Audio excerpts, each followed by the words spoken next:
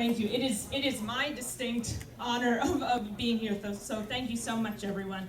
That was such a nice, warm welcome. Happy Pride, everyone. Woo! Thank you so much. So, obviously, I'm so excited to be here. I told a bunch of people I was going here. I told my mom, and she had advice for me for how I should do my routine, and her number one piece of advice was do not wear shorts. She's seen me do comedy, and I wore shorts once, and she's like, please don't wear shorts. And I didn't think much of it, but then she texted me. She's seeing the Nats play baseball, and she texted me on the way to watch them. She's like, Stacey, don't wear shorts.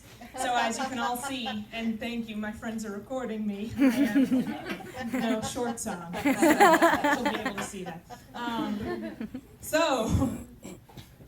Hey everyone. You're such a nice crowd. Who here, like me, has sleep problems? Does anyone have sleep problems? Yeah, wow, a room full of people. I've never felt more validated, I'll tell you that. Usually I do this joke and everyone's like, nope, only you. Well, thank you all. So you understand, if you don't have sleep problems, I envy you. If you do, you understand the plight of people with sleep problems. I have a whole bunch, so let's talk about some together.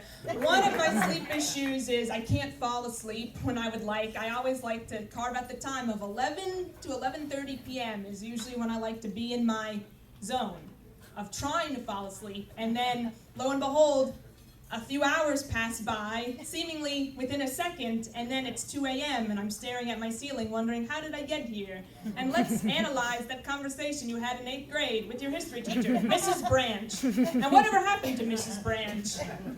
I still don't know, but I usually try to find time within these hours to write comedy, because I'm like, I might as well do something productive.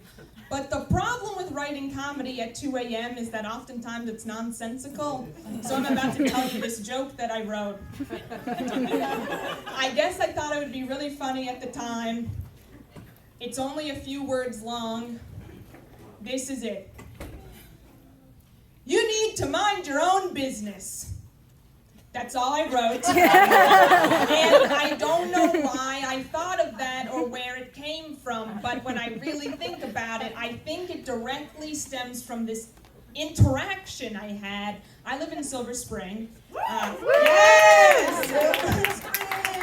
Again, I love this crowd because usually I'm like, I'm from Silver Spring, and everyone in the crowd's like, nope, no one else. So I live in Silver Spring and I work in Silver Spring, so to get home from work, I need to cross Georgia Avenue. So I'm walking along Georgia Avenue, and to give you the full effect, I have my sunglasses on. This is important. So I'm like walking along Georgia Avenue, and I see this gentleman pointing at me from the other side of Georgia Avenue. So I'm like, that's strange. But then he starts shouting at me. So to give you all, here, I'm gonna put this down. I hope you all can hear me, but to give you all kind of like a dramatic reenactment to what was happening, he was like, this is Georgia Avenue, perhaps, inside. So he was like over here, and he was pointing at me and shouting, and he was like, hey, hey! So,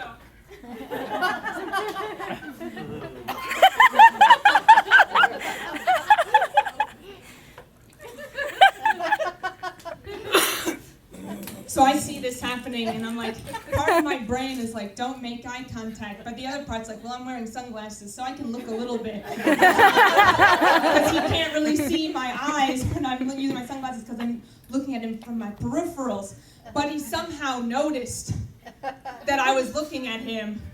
So then, I'll show you guys. So then everyone, sorry, chair sweating. All right, here we go. So then, I'm walking along, and he's still here, and he's like, he starts shouting at me louder because he knows I'm looking at him, and he's like, hey! And then he says this, everyone, he says, you're angry. You want to go. And then, this is great. And so he says that to me, and I thought to myself, that man is very perceptive because I am very angry and I do want to go. But instead I just went home. If only I had shouted at him, "You need to mind your own business." I think that's what I should. I think that's how it all ties together. I think that's I wish I could say, "Man, that's the end of my sleep problems." Unfortunately, it's not. Anyone else sleepwalk here? You do? Sometimes. Me too. I sleepwalk like once a month, I'd say. Everyone thinks that sleepwalking is scary. Unfortunately, it's only annoying. Because when you sleepwalk, you think you're falling asleep in a bed, and then you wake up and you're probably standing somewhere doing something stupid. 3 years ago, I woke up and I was standing in front of a cut-open melon in my refrigerator. I don't know how the melon got cut up. It was one of the orange melons, in case anyone's interested. I was like, how did this happen to me? And how did I get here? And then I had to clean it at 3 a.m. That was irritating. All through my life, when I tell people I sleepwalk, they said, "Oh my gosh, Stacy, have you ever left your house?" And up until 2 months ago, I was able to say, "No, I've never left my house." 2 months ago, I did. I woke up, the elevator in my apartment building woke me up because it made a nice ding sound.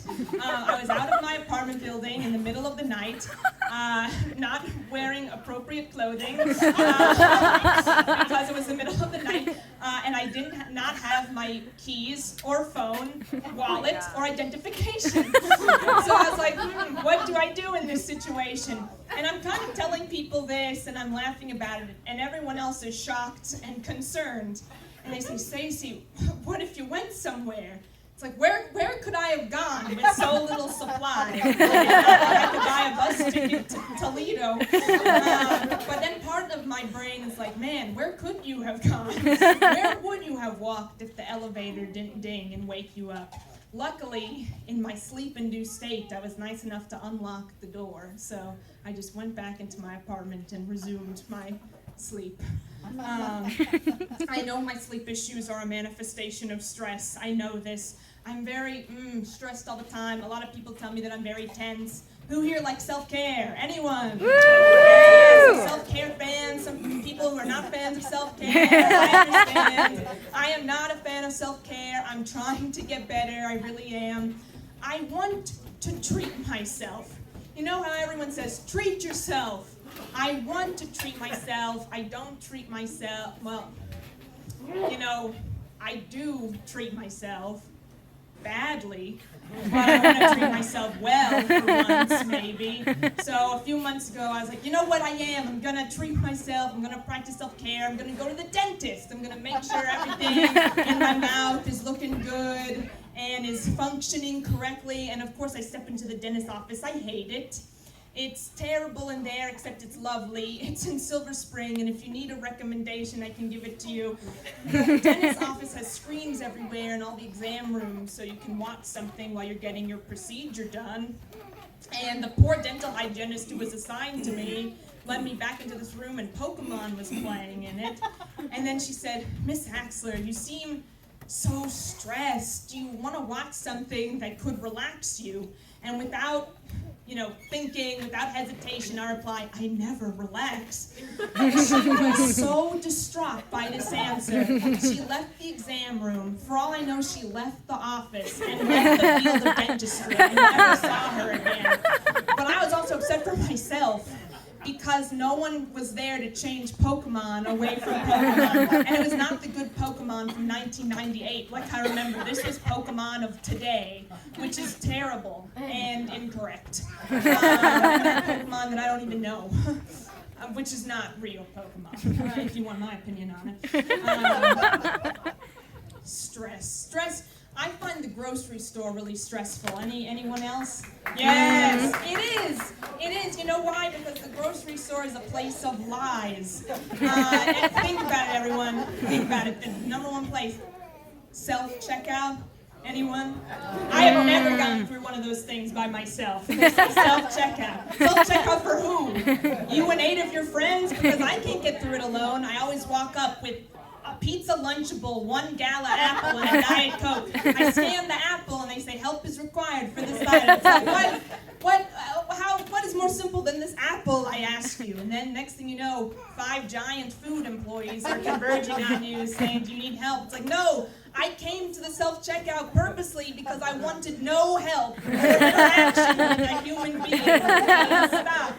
They should call it assistance required checkout. Stop. This checkout will require you to talk to a person checkout, or just use the regular checkout because there's no hope for you here. Just go. Grocery stores. I have time for one more thing to say, and I am going to say it, and this is it. Do you all remember when they said, this was a few years ago, and they said this, Avril Lavigne said this. She said, why'd you have to go and make things so complicated? I believe she said that in a song, Complicated. I feel like after years of reflection, myself, not other people, am the one making things more complicated than they have to be. Case in point, I hope you all remember about 2 months ago we couldn't eat romaine lettuce because there was that E. coli outbreak in some of the romaine lettuce. And it was a very confusing time because some places said, we're not serving romaine lettuce. And other places like Chipotle were like, yeah, eat the lettuce. What do I do? And I was able to avoid romaine lettuce pretty well until this incident occurred. When I go to the sandwich place I always go to, so they know how I like my sandwich, and they put a leaf of lettuce on my sandwich, and this lettuce was of questionable content. I don't know if it's romaine from any other type of lettuce. It looked green and like a leaf. So I unwrapped the sandwich from the wax paper, and I'm staring at it, and I have 2 options. Option 1, I could remove the lettuce leaf. Option 2 is I could eat the sandwich as it was built. I go for option 2, and as soon as I finish the sandwich, which was great, I am convinced I have E. coli racing through my body. I just know that I am affected by it somehow, and I do all this research for the next 72 hours about E. coli. What is E. coli? Where does it come from? How do you know if you have it? What are the symptoms? Let me just tell you this. After all of this research I've done, papers I've printed out, books checked out of the library, I can tell you this. I still don't know if I have E. coli. All right, that's all I've got. Thank you so much. Thank you so much. You're very kind. So, yes, I do a bagel talk show called Stacy with the Side of Schmear every month at Dojo Comedy. And if you would like a bagel at 11 p.m. tomorrow evening, I will be doing this show. So, hope to see you there. Thank you.